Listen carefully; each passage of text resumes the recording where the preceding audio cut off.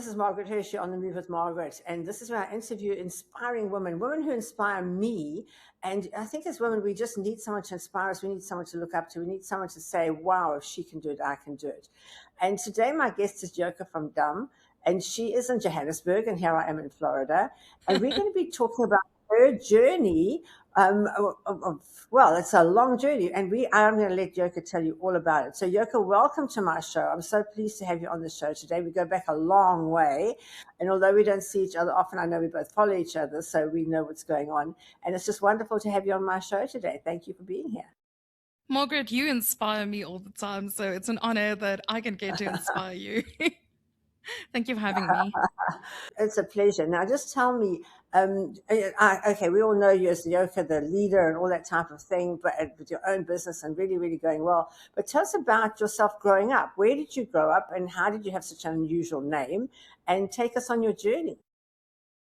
I grew up in Nelspruit in Mpumalanga, and that's like an hour's drive from Kruger National Park. So my parents always loved taking us to Kruger National Park. We were always going to waterfalls.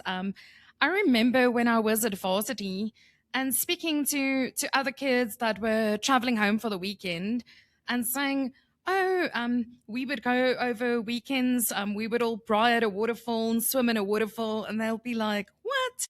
And I realized that you don't always realize that the connections that your family has, the fact that my father was working at companies where they had access to private waterfalls, was what had an influence on our childhood. So Yes, sometimes yes. you don't actually realize what you have access to until you actually speak to other people. So it was me and my sister. We were both very much into drama. So we did 3 to 4 musicals a year.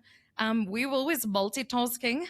So our grades was important. So we would be, at the theater, doing a show, and then backstage we're studying for our geography exam and still getting A's. So when we got to varsity, it was quite interesting because there were all of these cultural things. I was at Tuks University of Pretoria, and people would say, "How are you going to have time to do study and study?" And I'll be like, "I've been doing it my entire high school career."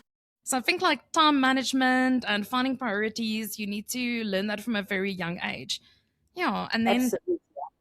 Yeah, your parents teach you such a lot. And I always say to parents, children don't do what you say; they say what you do. They do what you do. And I always say that, there's no such thing as a badly behaved child. It's a parent who just doesn't look after the child and teach them properly. Because if you teach them properly, they'll behave well. So that kudos to your parents for bringing up two amazing girls there.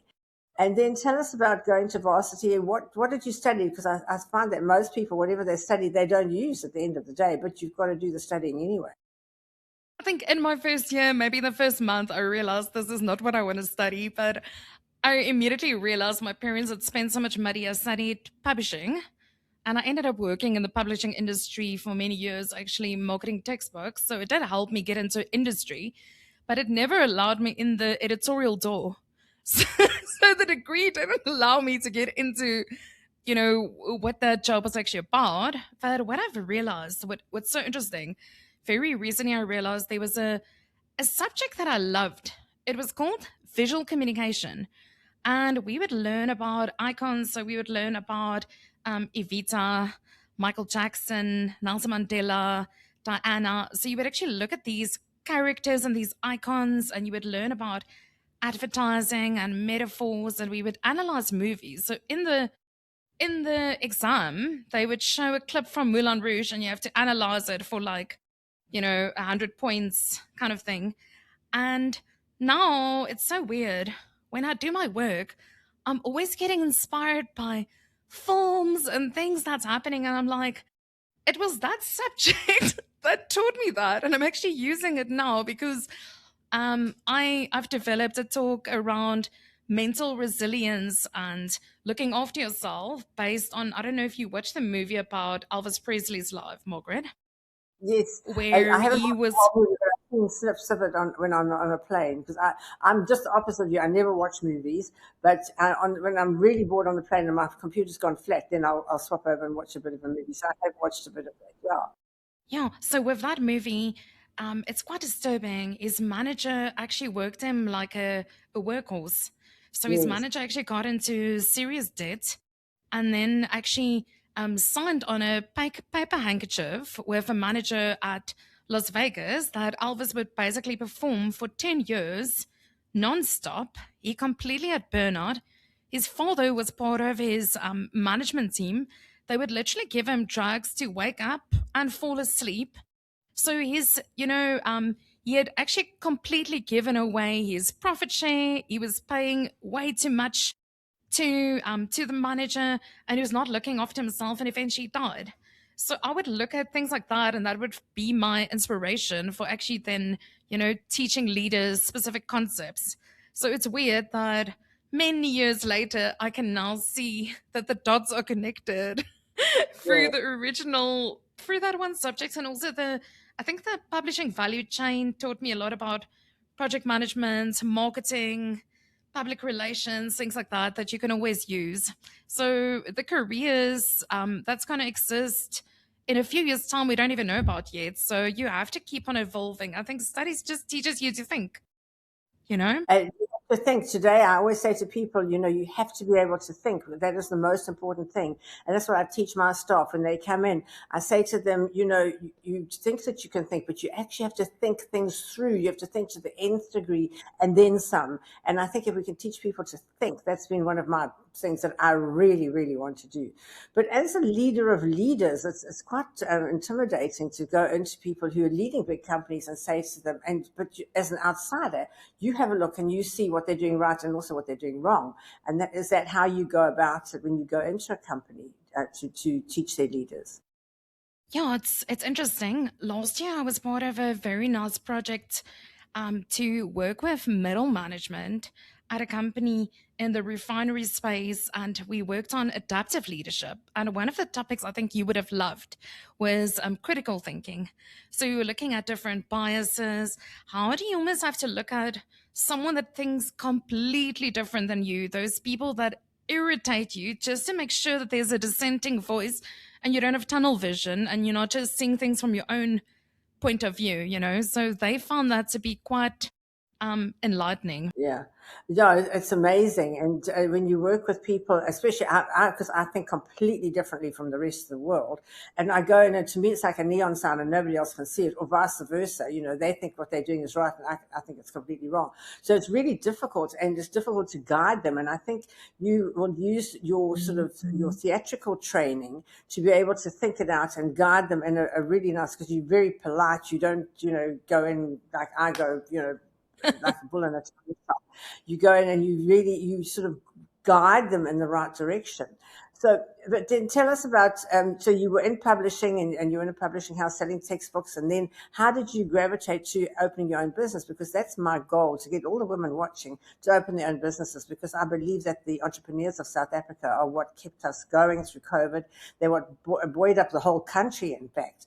It's our wonderful entrepreneurs, many of whom are women, who Yes. today make money, because I don't know if you know the stats, but 67% of all the property owned in South Africa, residential property owned in South Africa, is owned by women, which is amazing, because that's what a woman wants. She wants a little house, she wants a little home, she wants to do that, she wants to be able to provide for her family. We don't ask for a lot. And I think that's just so important. But now women are being thrust into leadership roles, when all our life we've been taught to be sweet and nice and kind, and everybody was like us. And as a leader, everybody's definitely not going to like you. So it's quite a transition. How do you work around that? Yeah. So two kind of questions you're asking. Let's go on the journey quick from publishing to eventually doing what I'm doing. It wasn't a quick thing. When I was working for Oxford Publishers and then Pearson Publishers, at a stage I was like, what is my calling? What am I supposed to do? And many years later, I read the book Purpose Driven Life and actually realized that we all have a calling. We all need to find a purpose on why we're here on this planet at this point in time, in the country you're in the company you're in, even finding the specific partner that you have. There's a purpose around that. And I realized at that stage that originally it was more like the modality. I realized that I wanted to speak and coach and do training. Okay. And then later on, I found my calling in terms of the deeper messaging around it. So I went and started doing Toastmasters for more than 10 years. I would say the first thing is trying to figure out in what direction do you want to go build this skill set first. You can't start a business if you know nothing.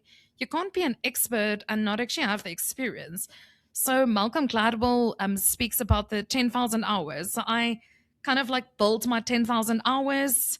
As you were saying in real estate at the moment, you're doing that. You're doing your 10,000 hours, the training, the working, the after hours. It's actually doing the groundwork before you can actually ask people money for it, right? And then I actually got coaching, mentorship training. I actually started doing speaking part time. So I would volunteer, I would get on stages. I was speaking at business schools, at Fitz Language School. All of my friends got married. I did toast at their weddings, did emceeing at their weddings, didn't earn a cent. You know how much weddings cost, and then they wouldn't pay a cent for the MC anyway. But it was part of the 10,000 hours, right? So had I not done it and built the confidence and the skill set, I wouldn't feel comfortable in asking people for value exchange now. So then I evolved into working at Entrepreneur Magazine in corporate sales. And then I started studying NLP. And my boss knew I was unhappy. So he was like, can you train the sales team? And then when he left, he created a job for me at Auto Trader. So I transitioned from sales into training and coaching directors, managers, departments, everyone. And then from there, I started my business. So I kind of like gradually built it up.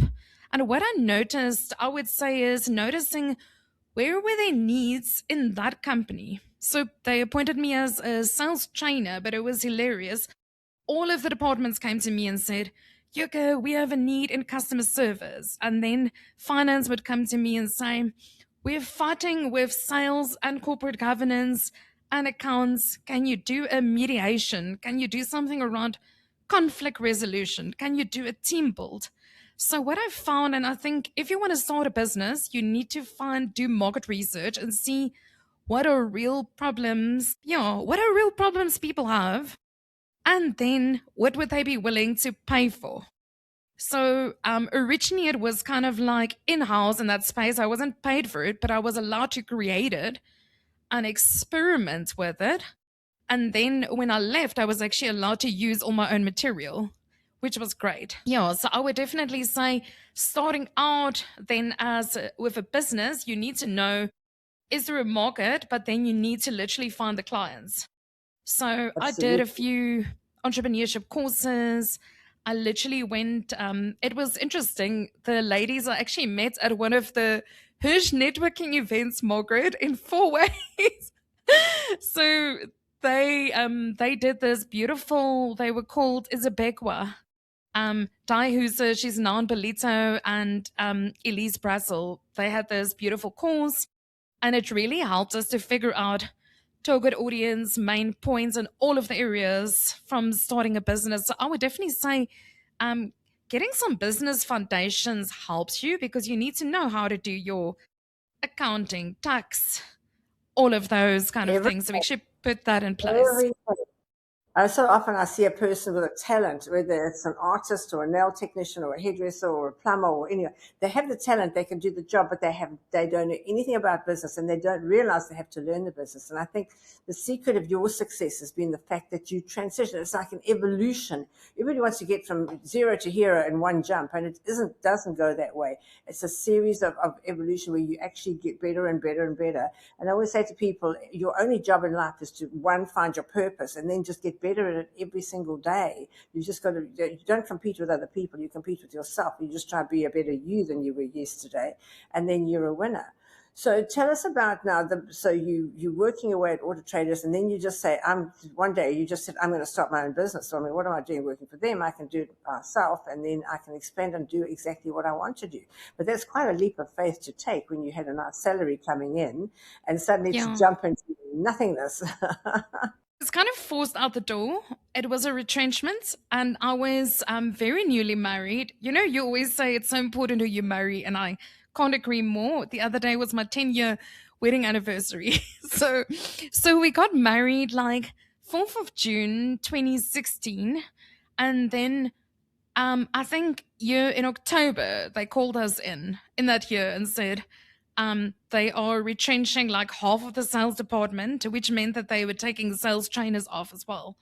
And then the next year they rehired people. How weird is that? They were trying Yeah. to make changes with shareholders, show more profits or something like that. Anyway, and then my very new husband, very new husband, said to me, he knows I've always had this desire to have my own business, and I was getting a little bit of money, really not a lot of money. I mean, usually, if people have been years at a company, they get a big retrenchment thing.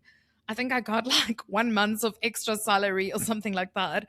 And we just banked it. And when I was working at Entrepreneur Magazine, there was this amazing professor, and he spoke about the concept called workerisy. And he said workerisy is where you immediately look at what skills do I have and how can I use it to earn income. So can I consult? Can I sell some of it? Whatever. And I very quickly just put some posts out on Facebook to say that I'm available for sales training, whatever. And I very quickly got some clients. So for me, it was just about getting some income quickly, getting testimonials, you know, and yeah. So I only registered the business in the March the next year, but by then I'd already had income coming in, all of that. And because I had been earning income, I think I only claimed UIF for 1 month. And then I was like, well, I'm starting to sell and start a business. I don't think it's ethical to do both, Choose your battle. Are you going to sit around and get money from the government, or are you actually going to run a business? Like, pick a lane. So for me, it started off on the sales side, but then I actually evolved into what I was really passionate about, eventually leading into the Kintsugi Queen brand, which is really about transforming teams, transforming fractured teams and realigning them and getting them to work well together. So for me, it was about in the journeys since 2017. It took a while to realize that's really what I love doing and what I'm really good at. So I don't show business away, but it's good to know what your core focus area is in terms of what you love and what you're good at. And then you had to find a theme for the business, and you chose a very unusual theme, the Japanese theme. And of course, I love Japan. My niece lives in Japan, and I've got great nieces and nephews in Japan. So I know, and I trained in Japan. So what made you choose? And I never know how to pronounce it. Can you pronounce it? Kintsugi. Kintsugi is Kintsugi. a Kintsugi is a Japanese concept for a broken pottery pot that they put back together using gold. So I actually, in around 2020, so this was years later after starting the business. Your business evolves, and originally I was focused on changing behavior, and then I had a brand strategy session with Jacques de Villiers, and we went quite deep into the kind of work I want to do more, the kind of successes I've had, and I realized the clients that I've had a lot of success with were experiencing toxic behavior. The teams weren't working well together. It was really about getting them on the same page. And sometimes these teams would be because a new manager came in, a new CEO came in, someone has moved to another province, someone has immigrated, and suddenly the team wasn't in flow anymore. So he helped me to actually come up with the Kintsugi Queen metaphor, and then I established it as a brand identity, got the logos, all of that, had it trademarked, and so forth. So actually, a few years ago, he said to me, "You better get it trademarked. You've used it as a speaking identity and all of that."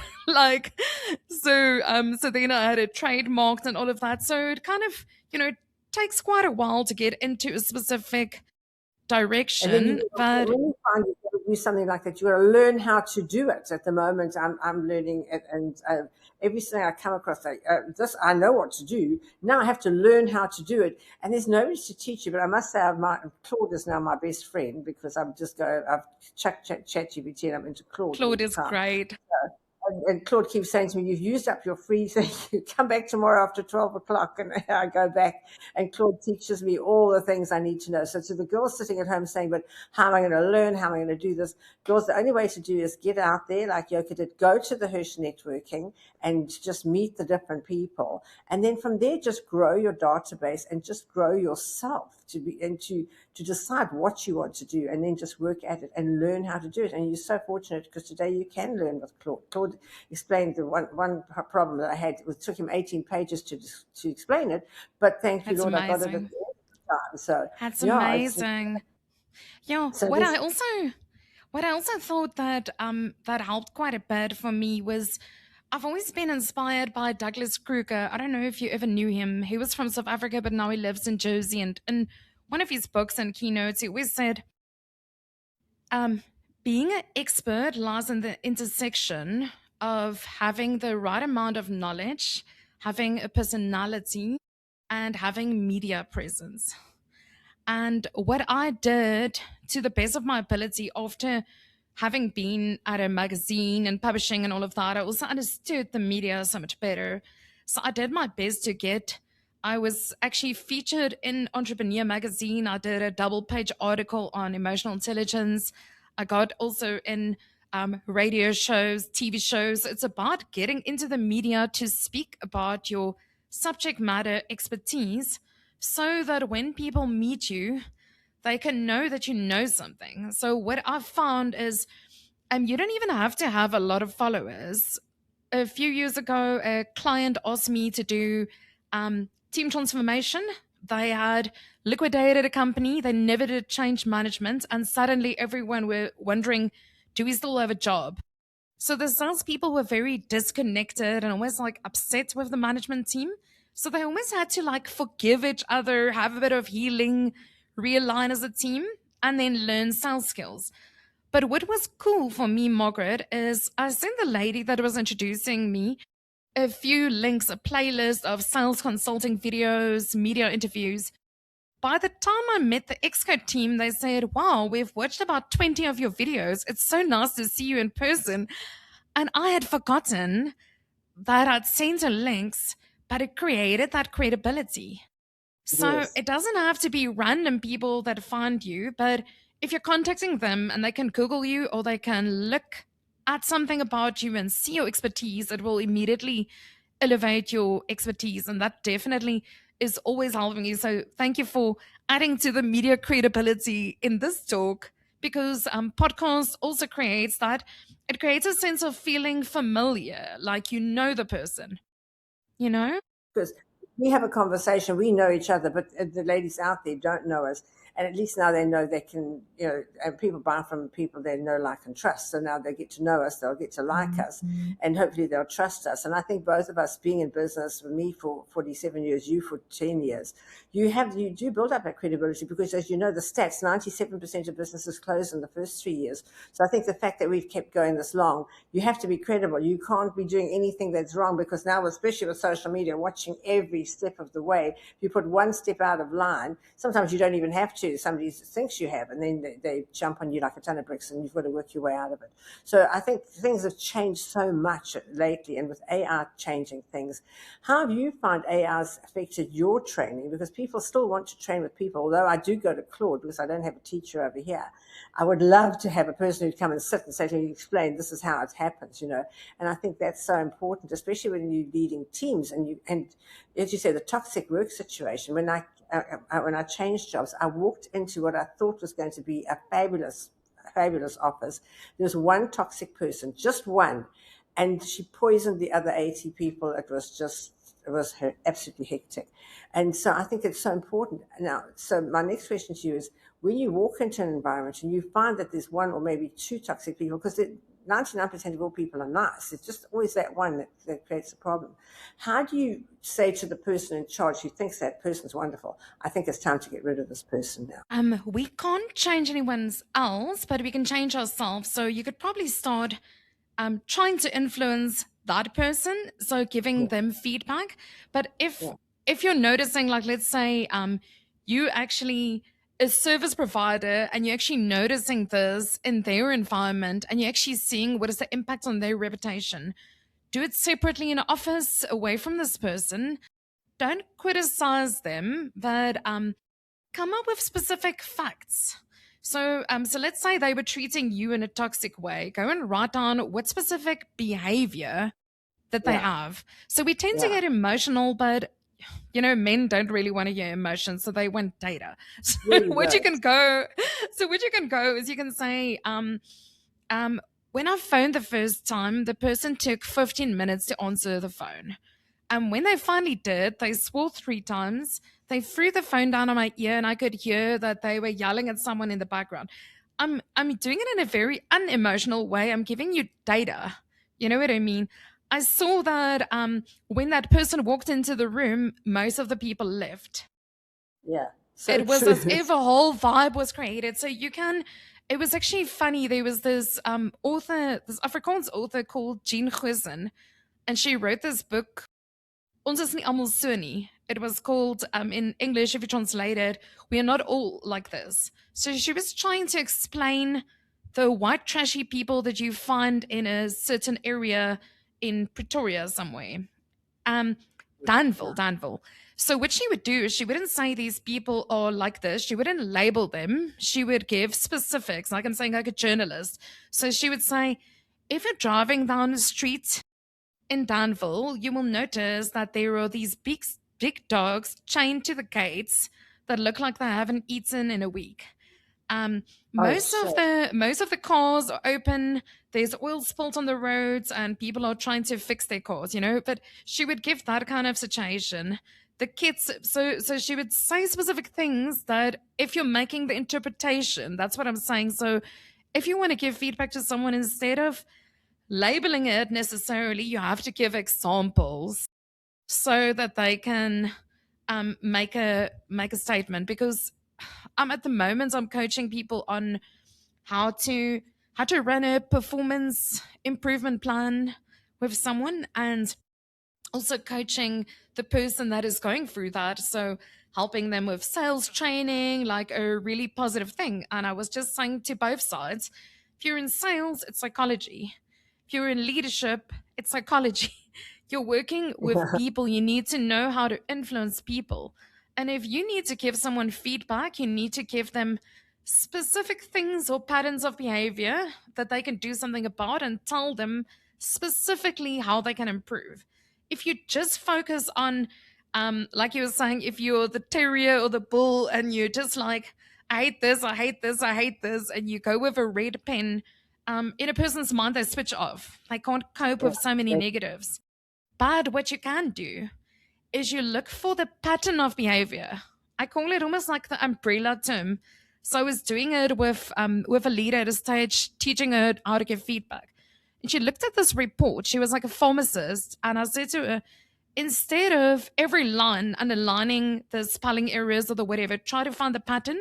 So if the pattern is spelling, then you say, I noticed that your spelling isn't great. Perhaps what you could do is use Grammarly or use spell check.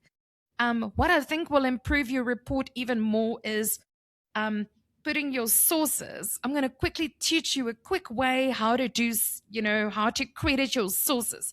So this funny thing is, the other girl that attended this meeting, so there were three: the person giving feedback, the person receiving feedback, and now another colleague. This one is also in coaching with me, and she comes to me and says, my word, Yoga, I was in a meeting and it was so positive. This other person gave feedback and she was so practical. It was, balanced. There were good things noticed and areas of improvement, but it was such an uplifting experience. And I was like, then I've done my yeah, job. So that's absolutely. really, helping a person as a leader. You want to make people feel better. You want to help them improve. And you can catch more flies of honey. That's what I Absolutely. believe. And I think Yeah. that as women, that's what we noticed. You can catch more flies with honey than you do with poison. So it's really, really important to be nice all the time. And we have been taught to be nice and do things in a polite way. And I know Shane, he is the most polite person. He's always teaching me how to be polite because I tend to go boots and all. So yeah, it's incredible. And I also say to people when they say, "What business are you in?" I say, "I'm in the people business," because at the end of the day, I work with my suppliers who are people, I work with my staff who are people, and I work with my customers who are people. So we are all in the people business, no matter what business we're in. And as you say, it's all psychology and how to work around it. A lot of it you gain by learning the hard way, but a lot you can actually do it the easy way. And as Robin Banks always said, you have copyright, you have the right to copy somebody who's doing it right. So I love that one of his. But you've spent years with leaders across many different industries. Now, in the word of leader, they often think of titles and positions, but at Hershey's we don't. We have our founder, and we have basically everybody else is on the same level. We have our core group who see the direction of our ship, but everybody else is on the same level. We try not to have different levels. And how do you find that in today's world? Because today's world is changing. In the old days, there were lots of structured levels, and you reported to this one, you didn't go above the head. But today, we've thrown the playing fields wide open. We found it much better. But when you teach and you go into these corporate companies where they've got all that structure, and you have to say, not everybody who is position says leader is a leader. Sometimes there's somebody underneath who hasn't got a title who actually is a leader. Yeah, it's different things that need to be addressed. The first thing I want to say is just because people are on the same level doesn't mean that they can't also give feedback to each other or hold each other accountable. So very often, another friend of mine in the past that I interviewed on my podcast that you were also on in the past, she spoke about a flatter structure where she was working across different countries, and one of her colleagues on the same level would actually do her KPIs or her performance with her or her feedback with her. So I think it's great when you have a flatter structure and when you can have access to people. So sometimes actually I have to tell the people that I'm coaching that they need to put another leader in place because they cannot have, realistically, you can't really have more than 6 to 8 people reporting to you. 6 is probably like a good number. Um, so in order to give them the coaching and the feedback and the guidance, but you were also speaking about what if a person doesn't have a title. So there's this book written called, you've heard from Ken Blanchard, Being a Leader Without a Title. So I believe influence is very important. And actually, when I started my business, my aim was to influence.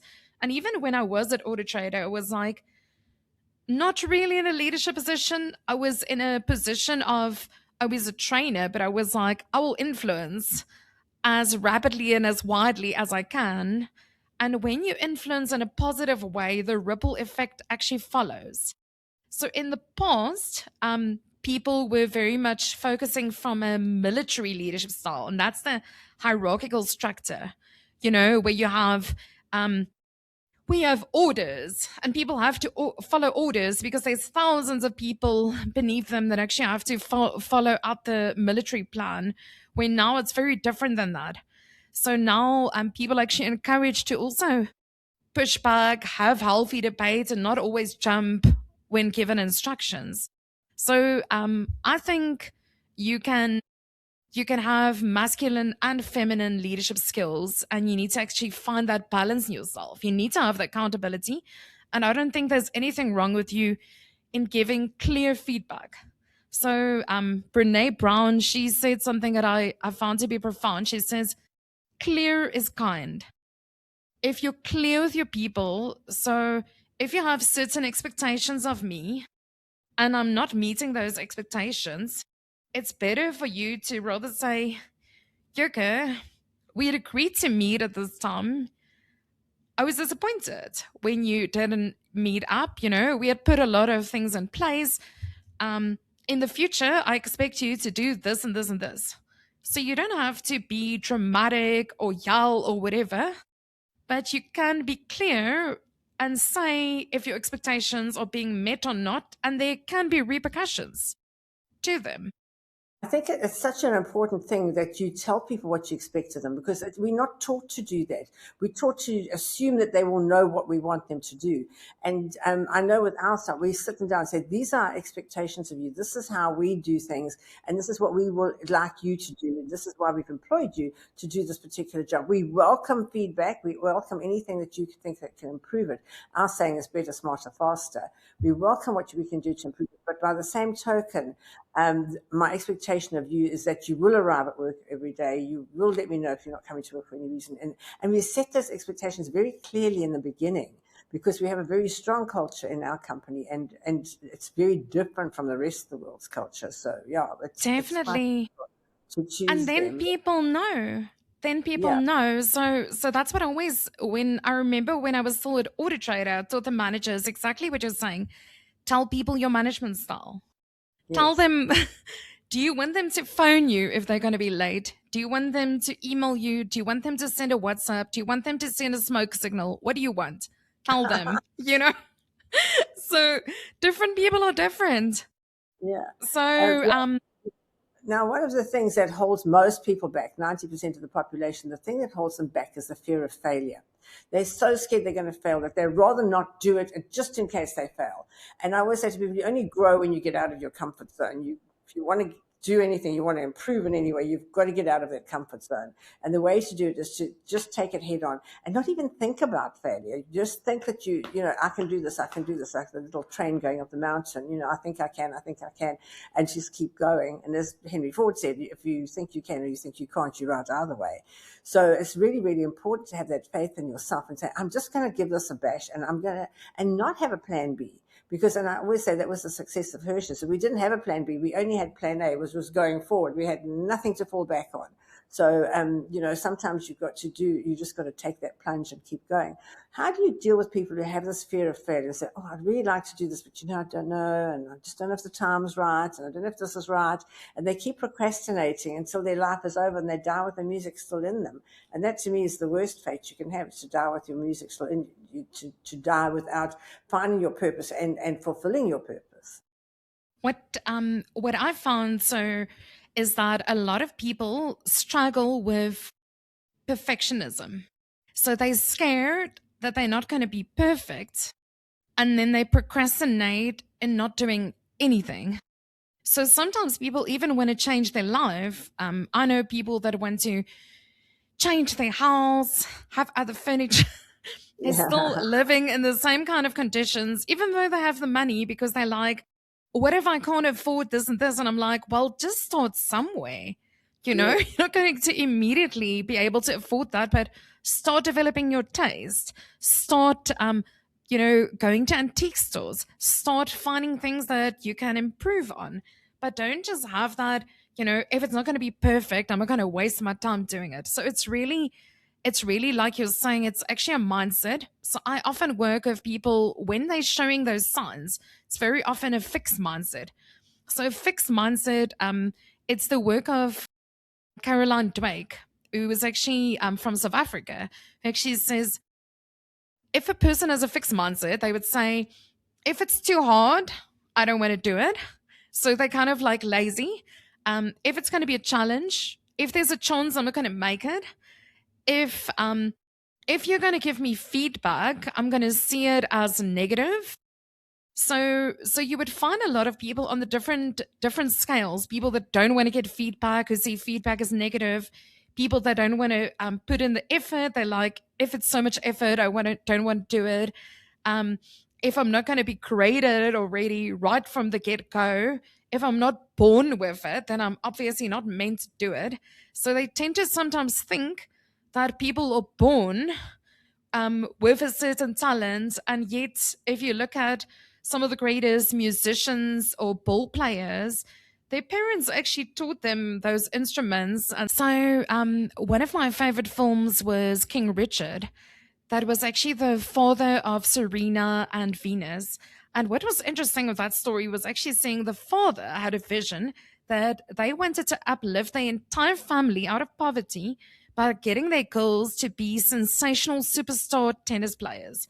And they started as a young age teaching them mindset, doing the drills until they were old enough to get a coach. they could only get a coach for the one girl, and then they videotaped her, and the young one would then do the drills like her sister did with the mother. And then eventually both of them did exceptionally well. So I think if people can realize talent is not something you're born with, it's actually something that you have to develop and you have to put in those 10,000 hours. And sometimes, you have to, if you're at zero, then you're going to have to start developing it now. But if you have a coach or training program, you can progress much quicker than if you have to start the learning curve on your own. Absolutely. I had a mentor called Bob Records, and he took 40 years to learn his job, and he taught me those 40 years in two, and that was the secret of my success. That I Wow. took his wisdom and I absorbed it, and I learned from him. And I think it's so important to have a mentor today, and it's called learning by rote, where you just watch somebody else and you do what they do, but then you have to be able to think on top of that, and that's my big job. But I try and teach people to think. But now with social media and that type of thing that we're all living through today, people are criticized, and we're not used to criticism. Even in the schools today, all the little children run in class one and they all get a little ribbon and well done and that type of thing. But in life, it's very tough out there. In life people do criticize you, and I think being able to take criticism, I had a mother who criticized me a lot, so I was used to it, and being able to take criticism is good. And to filter out the critics and just to take the good bits and build on the good bits and ignore the bad bits. How do you teach leaders to teach that to their teams today? Just on social media, quick, there are trolls, there are bots out there that will very negatively just go and become vindicative and really like bring someone down. So you need to be careful and actually ask mentors or people that you trust to go and analyze. If there's criticism, maybe get someone from your company. If there's like a crisis management thing, to respond to it. But in terms of your question was, how do you teach leaders to be open to feedback? So there's this model in NLP called Johari's window. It comes from psychology, which says the first window is everything I know about myself. So let's say, Margaret, right now, you've known me for a little while. Maybe from the beginning you were like, she likes talking, she's not that shy, that kind of thing. Okay. Right. And then same about you. Then in the second window is things that you might be aware of me that I'm not aware of. So earlier on, there was a sound issue. I was not even aware of it. So we have a blind spot. And if a person's not open to get that feedback from the other party, what you do is you're in a tunnel vision. You're only seeing this bit of the world. While if you are open to feedback, you're actually opening it up. So what I teach people is actually to say, remove yourself slightly from it and ask yourself, is this the truth? Can I learn something from it? Be curious. Ask them, what specifically can I do about it? So sometimes I always get people to push back on feedback. Sometimes a person doesn't want to directly give feedback, and then they go and gossip, and then the leader will say, we've heard through the grapevine that you were not very nice of your customer. Well, if the person that actually saw it spoke to the person or the manager and addressed it at that moment, they could do something about it. Now, the gossip has been spread. This person feels like everyone's like telling on them, and they don't actually know what specific instance was being talked about and what can they do about it. So sometimes I teach people to say, can you give me the specific situation? Can you tell me what I did wrong and how specifically I can improve it? And if I can't do it, then you just move on. Because then they're actually just trying to bring you down and not giving you corrective action to do something about it. Now, as women, a lot of us suffer from imposter syndrome. We think, am I good enough? And I mean, even I always quote Michelle Obama when she was the first lady, and she would get up and she would talk. First thing she sat down, was it good enough? Was I okay? And Oprah says whenever she interviews anybody, when they finish that, was I okay? And I think, as women, we do need that sort of people saying, no, you're okay. What you did was fine, because you can only be the best you can be. But to women who are suffering from imposter syndrome and saying, oh, it's so very well for them to all go and do all this, but I can't do that, how do you speak to them and try and get them over that hurdle? Because that's a real hurdle for most women. Yeah, it starts with mindset, and I work with a lot of men and women really looking at, instead of waiting for others to be your cheerleader and to tell you you were good enough, you actually set your own goals. So you get a coach, or you get someone you trust, or you make a video of yourself, and you actually maybe even ask someone in your circle at work, please, can I test it out of you beforehand? And can you give me feedback? Or I'm going to go on the radio. Do you mind making notes and giving me areas of improvement and what went well? So if you're asking someone like that to give you feedback, it's not afterwards. So they've paid attention. They're coming from a coaching point of view to help you, but they're also looking at good things. So for me, in that way, what you're doing is you're taking your power back. You're not just randomly asking it to the random people out there that will often just say, yo, it was fun, but they won't be able to tell you why.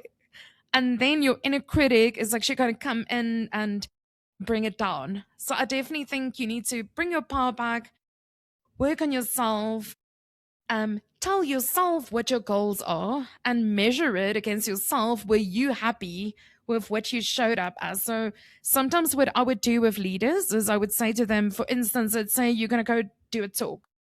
They have to tell me, what do they want the audience to think after they've spoken? How do they want them to feel? And what do they want them to do?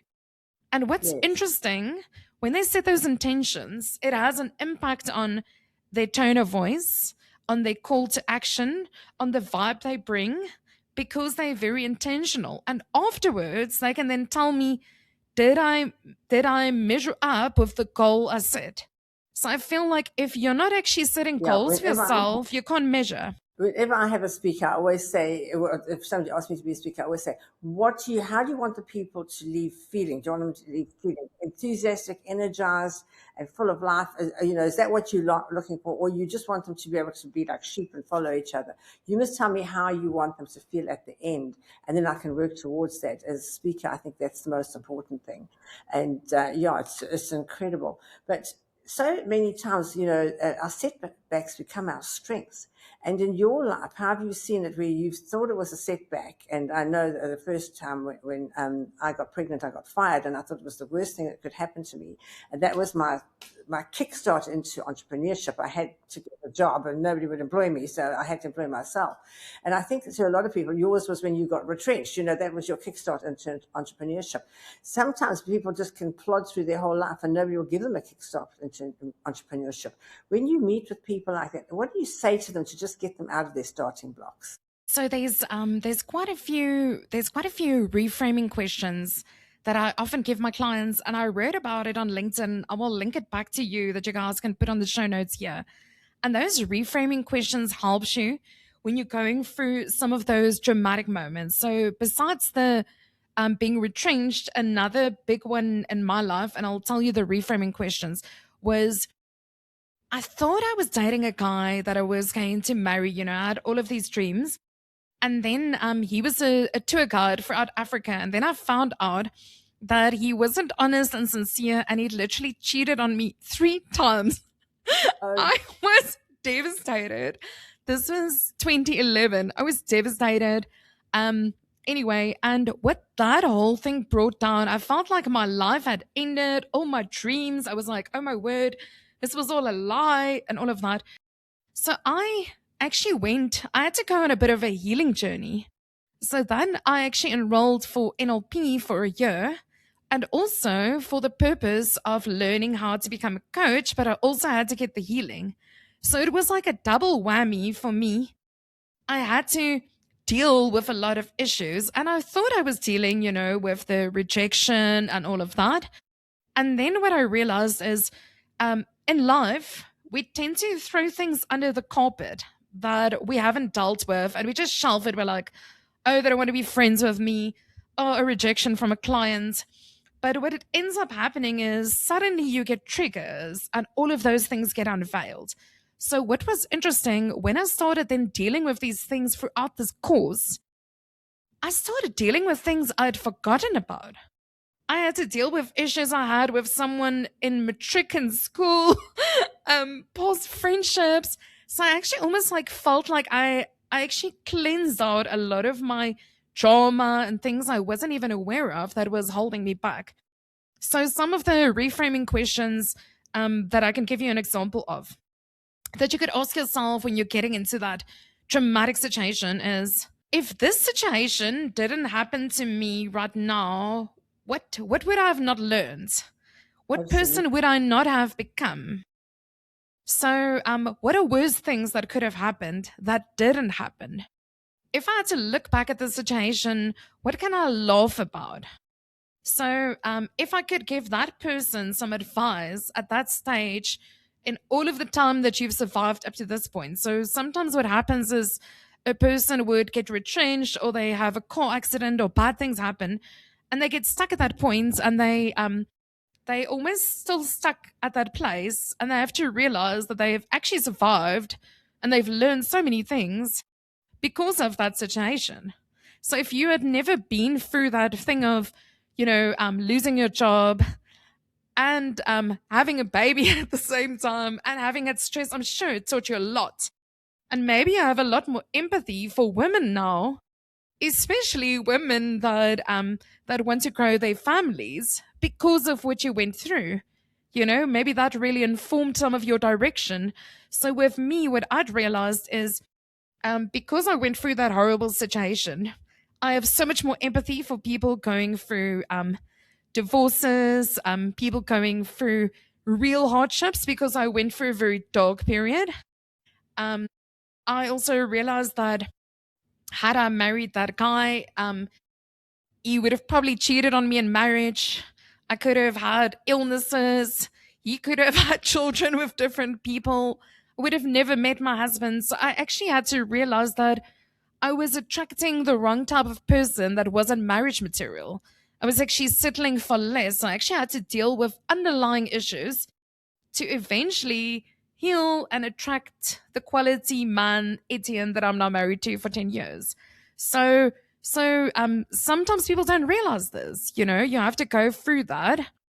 And so you can actually help other people. So I feel like I have a lot more empathy now and I care about the healing of teams and all of that because I know how bad things can get. Also Now, through the type of companies I've worked at and seen toxic behaviors. Now, as a company, and we're a successful company, we have to retain our good stock. We've got a lot of good people. I mean, and how do we keep them happy all the time? Because I don't want them to get into a rut and just say, "Oh, I'm just going to come here every day for the rest of my life."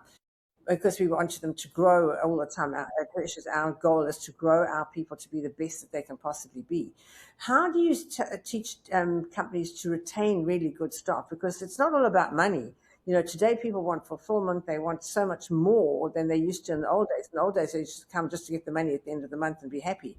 Today, they want a hell of a lot. Yes, yes. So there's a few frameworks that I teach people, but I'll quickly tell you about some of them. So the one of them is mastery. Mastery has to do with, do people have the tools and the resources to be able to do the job? So if they're in development, are you giving them the best computer with the best processing power, with the best AI that you're paying for or whatever, so that they can really do the job to the best of their ability? Are you sending them on training courses? Are they at the front end? So when they arrive at your company and they usually do they have a place that is their own? Do they feel like there's a name thing up there that they can see. So do they feel like you've thought and planned for them to arrive? But throughout, you're not forgetting about them. You're still coaching and guiding them. So I really think it's important that you need to keeping on coaching your teams, giving them feedback, especially the star performers. So people tend to focus on the underperformers and then they'll say, oh, we need to put you on a performance plan, but the best people still want to set goals and you want to keep them. So you actually want to see, can they get better bonuses or do they have personal goals that you could help satisfy through work or specific interests? So it's really about having those coaching conversations. And that's why you can't have too big a team so that you can actually customize it. Something else is people need to find meaning at work. So, do Yeah, they deep. find their work meaningful? And do they know what the purpose of your business is? And so, Margaret, I'll refer to something that you said to me in I think it was 2021, when it was the hectic looting of the Hirsch tools, and it was so dramatic. And we spoke, and there you were in KZN with a broom, and you were like cleaning up, and I was like, oh my word, one of the founders of Hirsch, and here you are doing everything in your power. And you said to me that it's like you and your husband, your family can survive, but you said there's so many breadwinners working at Hirsch, and it's important to very quickly. And you were getting glass, you were getting all of the glass available to replace the windows and rebuild very quickly, so that these people could earn money, because you knew the bigger purpose of Hirsch's wasn't just to sell specific products. It was actually also looking after the staff and the communities and the bigger families, the ripple effect of the business. And I thought that was really beautiful. So when people know what the purpose of a business is, and they can also understand, let's say, what are the outcomes. So let's say the products that you're selling, it's giving people a certain lifestyle, giving them peace of mind. You also have the repair facilities, so they could like send it in, get it fixed, all of that. You have your guarantees. You've got certain service levels. There's so many different things, right? When they understand what is the bigger purpose of Hershey's, but they also understand, I'm a salesperson here, or I'm working in a customer service or whatever. What is my purpose and my division, and how does it fit into the puzzle pieces of the bigger Hershey's? Suddenly, their work has meaning. So Yeah, that's often what you call purpose work, where people have to uncover their own purpose, the team's purpose, the values, the behaviors, the culture, all of that. So that's really like facilitated discussions that you have, um, a lot of different things that you can then eventually, people would then put it on their walls, put it on their website, but then it becomes the ingrained culture of the business. And those are just some of the ways. But I've done many talks. I'll give you a quick story. There was there was two very big leadership teams that I was doing work with in Dubai, of a bank. And I went there and I did 2 days of training with one group, and then 2 days of training, and then they were broken into smaller groups from their tables. Okay, they had to meet for 5 weeks on Microsoft Teams and do further implementation and discussions. I like broke it into sections, because I feel like if they're attending something, the company needs to have some kind of feedback. Okay, they need to implement the work. So they had to do a presentation back to the company to give feedback. So there was like 8 presentations from all these groups talking about the return of investment of the course. And the one group, I said to the guy, what have you done? What has worked? Like, besides your presentation, just tell me casually. So he said to me, I loved your piece on how to motivate teams and how to keep star performers. So there was like a module around that. And he said, one of the things you spoke about was autonomy. And I said to them, the teams need autonomy to make choices. To sometimes people need autonomy in terms of, I can have access to this type of budget to arrange events. I can, look after painting the offices with this type of budget. If it's someone's birthday, I'm allowed to do this or whatever. Okay. So he said to them, I want you to come up with an innovative idea to do a bit of a team build. Come with an idea, come with a budget. The lady came back to him and implemented it for their sales team. So every week they now meet, and they almost have like a heritage type of style breakfast, which is an innovation session.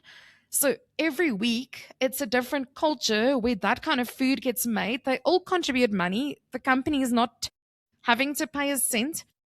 And it's become such a great session of motivation and ideas that everyone else got jealous.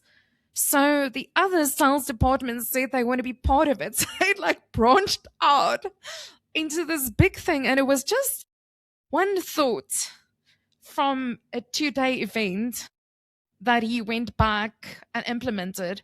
So there are many, many ideas, but if you can be creative and apply it yourself, and sometimes just through having a coaching session with someone like me or a ideation session, you can actually come up with amazing ideas to keep your star Yeah. performers. Absolutely. Now, just our time is nearly up, but I just want to say leadership has changed so much over the years. How do you see the leaders being so different today from the old days? I mean, I've been a leader now for nearly 50 years. So, and I've had to adapt and change a lot. But going forward now, I've handed over to my son because obviously he's much younger and he will come up with his ideas. But what do you say to people who you just have to change so much? And how has leadership changed, and how do you see it going forward? Like I said, in the past, it was very military focused. Now you're actually seeing there's so many different leadership styles. The world is changing at such a hectic pace. There's a new term called Bunny. It says that the world is brittle, anxious, non-linear, and incomprehensible. So you as a leader need to be open to change. You need to think what change is coming. You need to be able to pivot quite quickly. You can't plan 5 or 10 years ahead of time. You need to actually do shorter planning and adjust as things are coming. I remember when you were talking about the war rooms you had in COVID. That was an example of that, where you had to meet often, analyze what's happening, and have a new strategy.